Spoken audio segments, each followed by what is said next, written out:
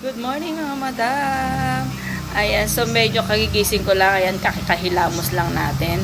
At dumating daw ang aking package. Kasi meron ako nakita sa TikTok na talaga pinagkakaguluhan talaga ng mga bagets dito. At saka mga tao dito sa Pilipinas, no? Lalo ng mga kababaihan. So, syempre makikigulo tayo. So, umorder ako ng marami. Ayan, umorder na ako for sample. Titingnan natin kung gaano nga ito kaganda. Kasi sabi nila maganda daw ito. Ito ay, ang brand dito is O2O. Ayan siya mga madam. No? Ito ay face powder, pero long lasting and waterproof daw ito. Tingnan natin ang kanyang packaging. Ang ganda ng kanyang packaging. Ayan siya. Tingnan natin. In fairness, mahal to madam ha.